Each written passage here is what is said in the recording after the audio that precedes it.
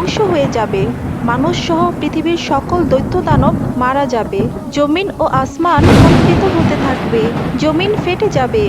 বাড়ি গাড়ি গাছপালা যানবাহন ধ্বনিত তুলার মতো উঠতে থাকবে। অতঃপর শুরু হবে এক নতুন জীবন। সেই জীবনের নাম আখিরাত। সবাইকে এই দুনিয়ার সকল কাজকর্মের হিসাব দিতে হবে। কে যাবে জান্নাতে, কে যাবে জাহান্নামে।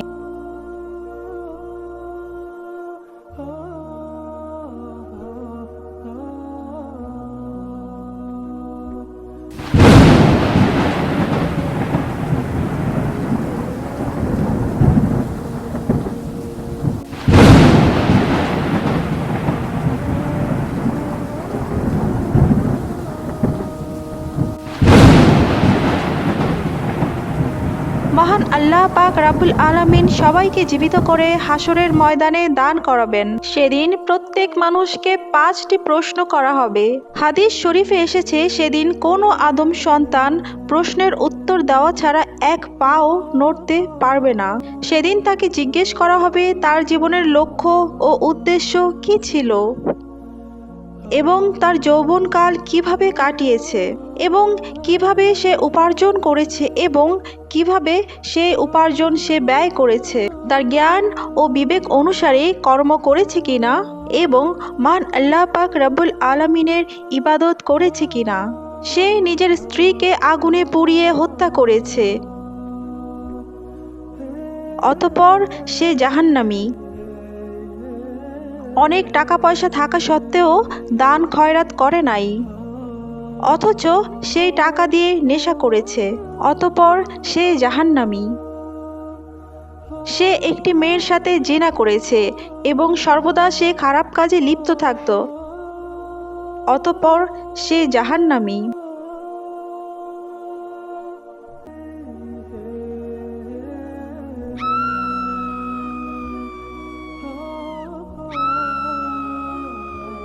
নিজের স্বামী থাকা সত্ত্বেও অন্য পুরুষের সাথে জিনায় লিপ্ত হয়েছে, অতঃপর সে জাহান্নামী। ইসলামের দৃষ্টিতে সুদ ও ঘুষ হারাম। এই হারাম কাজে লিপ্ত থাকায় অতঃপর সে জাহান্নামী।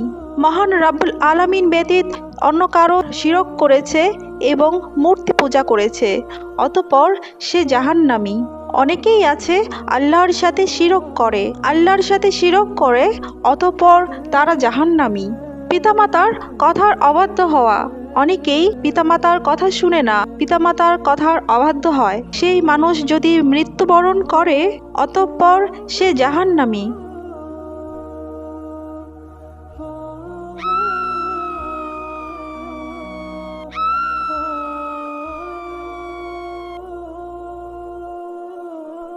অন্যায়ভাবে মানুষ হত্যা করা। বর্তমানকালে বিভিন্ন নিউজের হেডলাইনে দেখা যায় অন্যায়ভাবে মানুষকে হত্যা করা হয়েছে। মানুষকে খুঁজে পাওয়া যাচ্ছে না, কিছুদিন পরেই খুঁজে পাওয়া যাচ্ছে সেই নিহত মানুষের লাশ। মানুষকে অন্যায়ভাবে হত্যা করলে অতঃপর সে জাহান্নামী।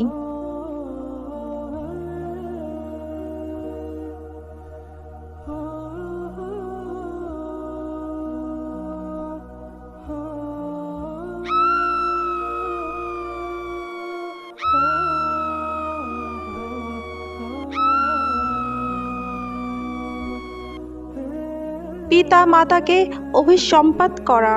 অনেকেই আছে পিতা মাতা সন্তানের চাহিদা পূরণ করতে না পারলে সন্তান পিতা মাতাকে অভিশপ্ত করে, এবং এটা আমাদের সমাজের মধ্যে খুবই প্রচলিত।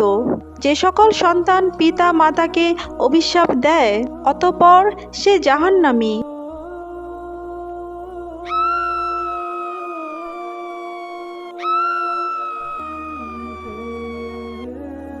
জাদু টোনা করা। একটা মেয়ের পছন্দ জাদু টোনা করা। কেউ প্রচুর ধন সম্পদের মালিক হয়েছে, তাকে ধ্বংস করার জন্য জাদু টোনা করা হয়। পাশের বাসার মানুষের সাথে জমি নিয়ে ঝগড়া হয়েছে, পাশের বাসার মানুষকে জাদু টোনা করা হয়। যে জাদু টোনা করে অতঃপর সে জাহান্নামী। এতিমের সম্পদ আত্মসাৎ করা। অনেকেই আছে এতিমের সম্পদ আত্মসাৎ করে, অর্থাৎ এতিমের সম্পদ নিজে ভোগ করে, অতঃপর সে জাহান্নামী।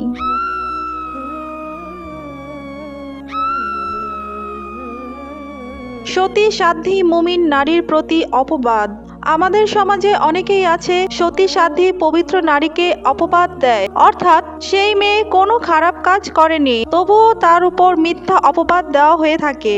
মানুষের সামনে বলে বেড়ানো হয়ে থাকে সেই মেয়েটি সতী নয়। ইতিমধ্যে অনেক ছেলের সাথে সে নাজায়েজ সম্পর্কে আবদ্ধ হয়েছে।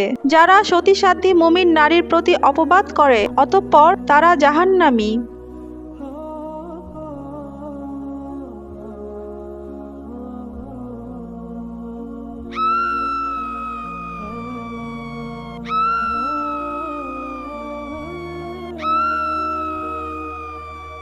রোজা না রাখা এবং জাকাত আদায় না করা। এমন অনেকেই যারা ভিডিওটি দেখছে তারা রমজান মাসে রোজা রাখে না। এমন অনেক মানুষই আছেন যারা এই ভিডিওটি দেখছেন তারা রমজান মাসে রোজা নেই। আর জাকাত আদায় না করা বলতে যারা আঙ্গুল ফুলে কলা গাছ হয়েছে, যারা অতি দ্রুত ধনী হয়েছে এবং যারা অনেক আগে থেকেই অনেক ধনী ছিল, তাদের মধ্যে অনেকেই নিয়ম অনুযায়ী জাকাত দেয় না। এদের মধ্যে যারা রোজা রাখে না এবং যারা জাকাত দেয় না অতঃপর তারা জাহান্নামী।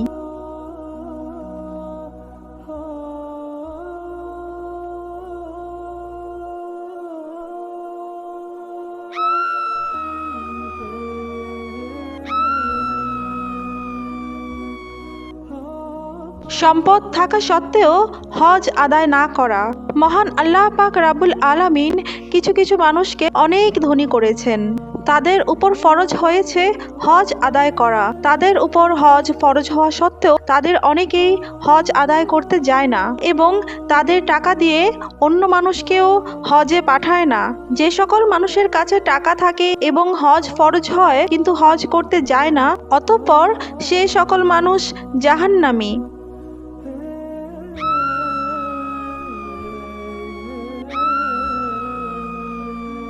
অহংকার করা। অনেকেই আছে খুব দ্রুত ধন সম্পদের মালিক হয়েছে বা ধন সম্পদ নিয়ে অনেক বেশি অহংকার করে থাকে, ক্ষমতা নিয়ে অহংকার করে। অনেক সুন্দরী নারী রয়েছে যারা তাদের রূপ নিয়ে অনেক বেশি অহংকার করে থাকে। মৃত্যুর পরে এই সকল মানুষগণ জাহান্নামী। অহংকার করে অতঃপর সে জাহান্নামী। আত্মহত্যা করা। অনেকেই অনেক বেশি কষ্ট সহ্য করতে না পারায়, মানসিক চাপ সহ্য করতে না পারায় আত্মহত্যা করে। যে সকল মানুষরা নিজের মরণকে নিজেই বাছাই করে নেয়, এক কথায় বলা যায় যে আত্মহত্যা করে সে জাহান্নামী।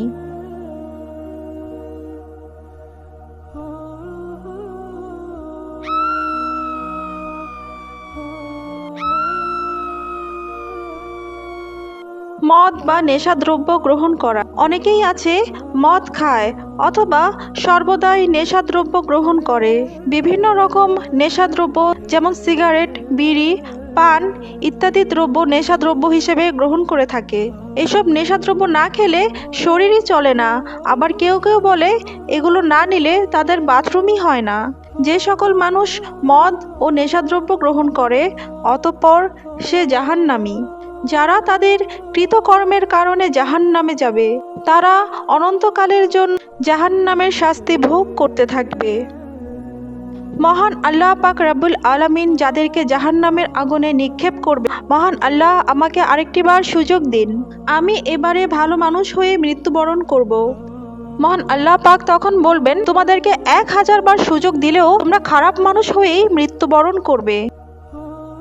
দুনিয়াতে পুনরায় গিয়েও তোমরা খারাপ কাজ করবে এবং খারাপ মানুষ হয়েই তোমরা মৃত্যুবরণ করবে। এই ব্যক্তি গরিব মানুষের পাশে দাঁড়িয়েছে, দান খয়রাত করেছে, অতঃপর সে জান্নাতে যাবে, সে জান্নাতি। সে হালাল পথে টাকা পয়সা উপার্জন করেছে এবং নামাজ পড়েছে, অতঃপর সে জান্নাতি।